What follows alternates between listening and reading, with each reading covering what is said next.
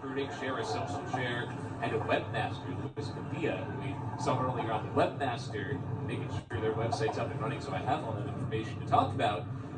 He and the rest of the group, they change each year, and they have a lot of say and a lot of really equity in how this program performs. We're off and running in the 5th Varsity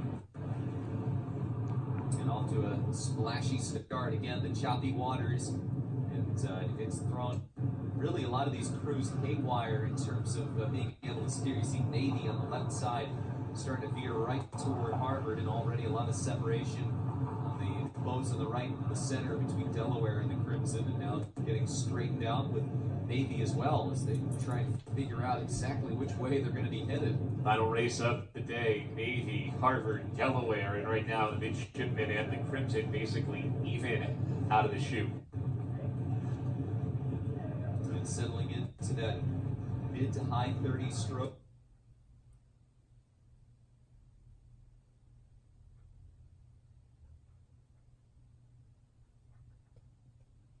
Come on.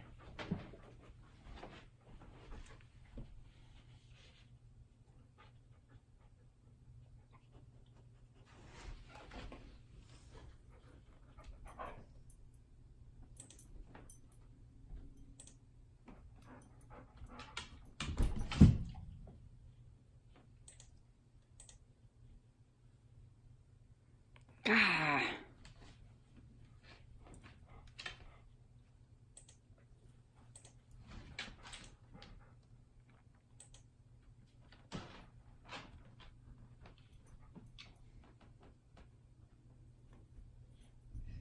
He got off to a start around 43, 44 strokes per minute. Now starting to settle back down.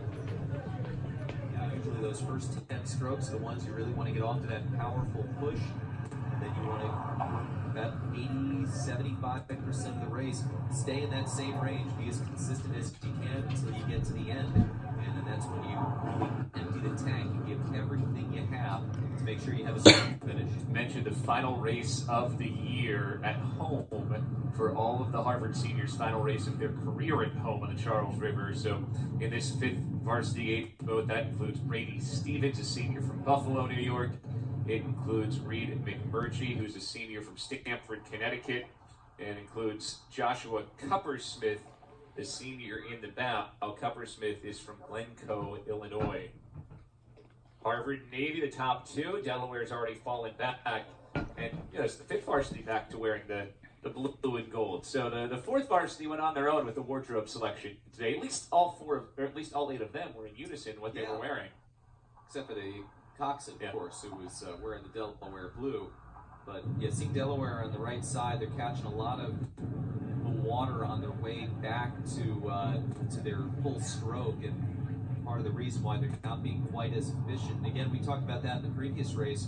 We've seen that a bit more today than we have in our other races here at the Charles, when the water was basically like glass.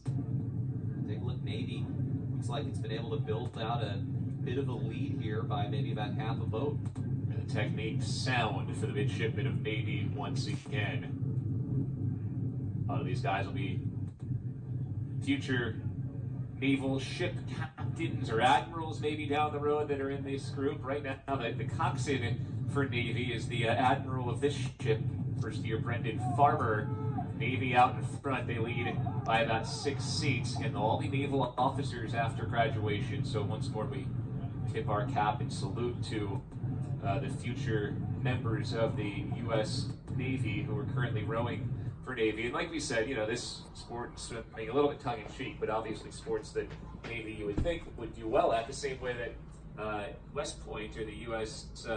Military Academy of West Point, does well in rifle. They've been the rifle national champions for the majority of the last 2 decades, and you'd hope so. That's a good sign for our future, I think. Navy with basically a length lead over the top. Harvard is going to have some technical difficulties coming underneath the Harvard Bridge, Mass Avenue. But you can see the midshipmen just to the right of your screen popping out with the lead over Harvard. Yeah, that an entire boat length, although Harvard looks like they're trying to eat into that right now as they make their way into the second half of this race. Remember, this is really the premier fifth varsity boat in the country. They were first at Eastern Sprints last year. Harvard came in second.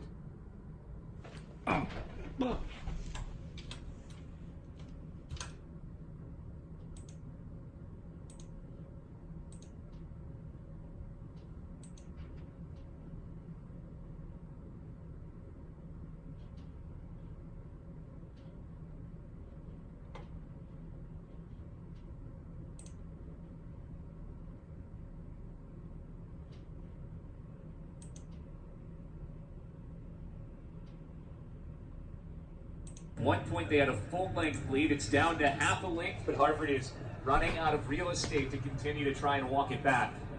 Oh, but they're making a push here, little by little. The Crimson eating in a bit more to that Navy lead as they come into the last 100 or so meters. Navy doing all they can to hang on. They're still in front for the time being. There is the finish line up ahead. You can see the flag.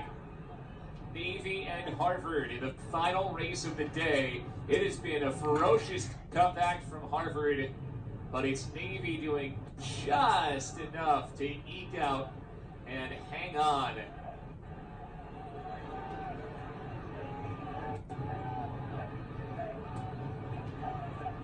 Final few strokes.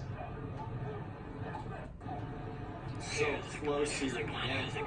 Tough to tell from our vantage point if Harvard was able to overtake the mids, but see if we can get a look from the reactions. Yeah, we heard the first beep. Never heard a second beep. But they were there basically neck and neck.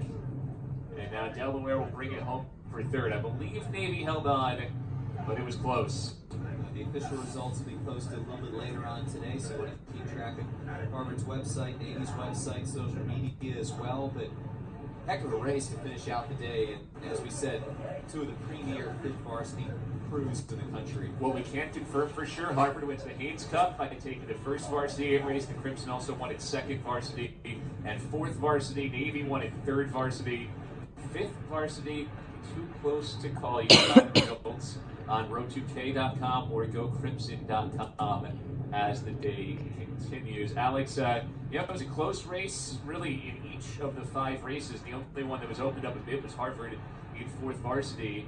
You get to that first varsity Haynes Cup race, what a battle that was with Harvard just holding on. What do you think both these crews and Delaware as well learned about themselves today? I think that for Harvard, it was a special day, obviously, the final time racing this season, and some of these Harvard rower cases, their career here on the Charles River, and I think that they learned that Navy is a vastly improved club, really top to bottom. The races all so close. The Crimson are on the right track. They're doing what they need to do. They've stuck with a pretty consistent group there in the crew, and they are well on their way with a big race coming up next week. All right. So for Alex Spaulding, I'm Bill Spaulding saying so long from the Charles River, where Harvard retained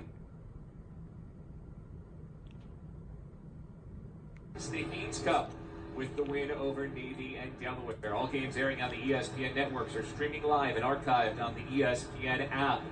This has been a presentation of ESPN.